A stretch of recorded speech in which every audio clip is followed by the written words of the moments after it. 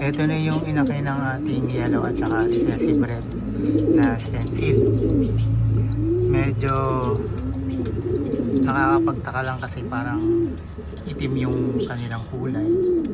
Pero antayin pa rin natin yung pure mutation nila kung ano yung magiging kulay na.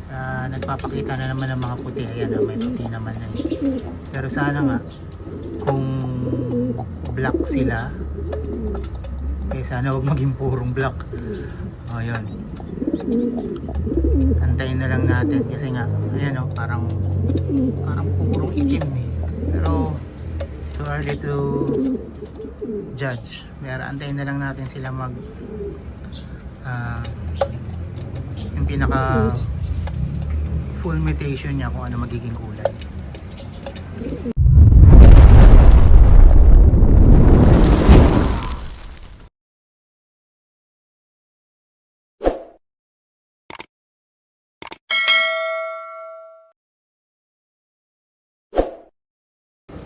Good morning kalapatid. So update tayo sa ating mga alaga. Tapos magbili na rin tayo ng vitamins sa kanila. Ito na tignan natin kung anong status nila ngayon.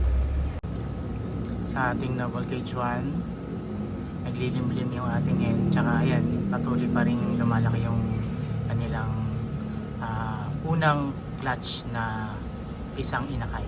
Ayan, ganyan na siya kalaki ngayon.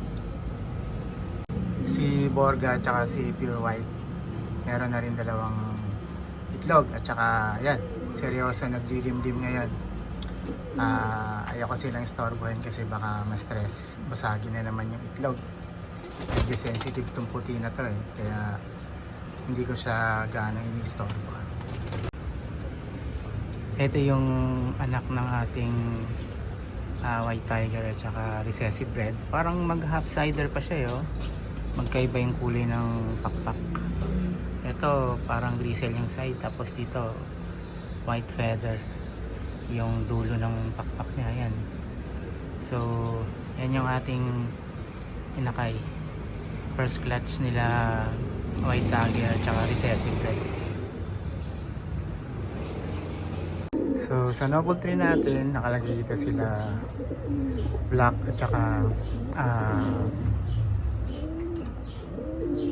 mocha na grizzle. So yung inakay nila tong huling clutch is hindi nakasurvive. So ayan, condition muna tayo para sa kanila.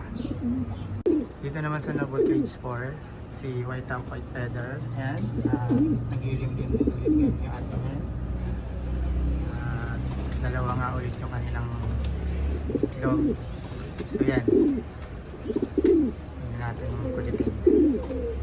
Sa ating noble cage 5, yan yung ating foundation. Yan, yung ating yellow hetero at saka si white tail, meron ng itlog. So maglilimlim na rin yung mga yan. Actually kahapon lang umitlog yan na kumpleto, pero antayin na lang natin. Ayoko na rin istorbohin para hindi natin na-istorbo yung paglilimlim nila. Pero yun nga, bibigyan pa rin natin sila ng vitamins for recovery.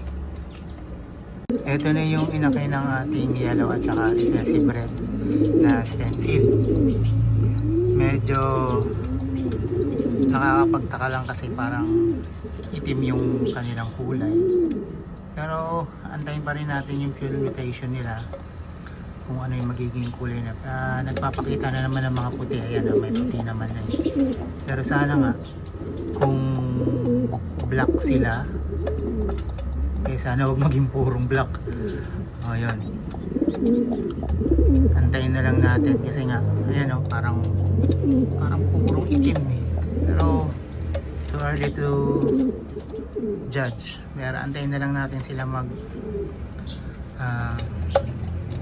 yung pinaka full mutation niya kung ano magiging kulay. Noble 7, ayan, pinagsalubong ko na si Emi tsaka yung Taiwan natin na blue bar. Tignan natin kung ano magiging result nila after a month. Sa ating noble cage 8, yan, yung dalawa nating recessive red. Meron na rin silang dalawang itlog. Yan.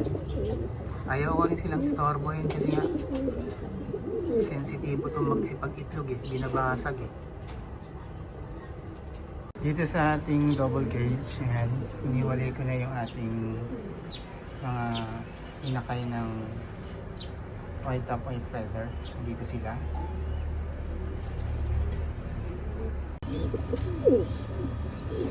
Dito sa ilalim yung project natin na Homer Stencil. Yan. So, tignan natin kung anong magiging progress nila. So mga idol, kung nagtatanong kayo bakit solid yung mga kalipati natin, dalawa laging itlog.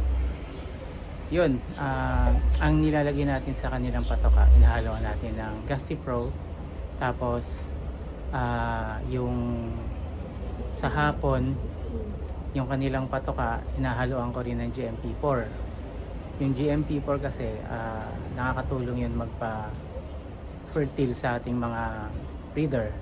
Tapos yung Bitmin Pro, nihahalo ko rin sa tubig nila. Once a week lang yon, then araw-araw vitamins na calcium at saka yung regular na vitamins. Yun, sigurado mag-iitlog ng dalawa yung inyong mga breeder. Yun lang po yung diskarte ko para solid na dalawa yung lumalabas lagi sa nagiging itlog ng ating mga breeder at saka mga pares nating kalapati rito. So, ganun guys. Salamat at sa patuloy na pagsubaybay, and subscribe po tayo sa ating channel at share po natin itong ating video para mas marami pong makakaalam. Salamat po.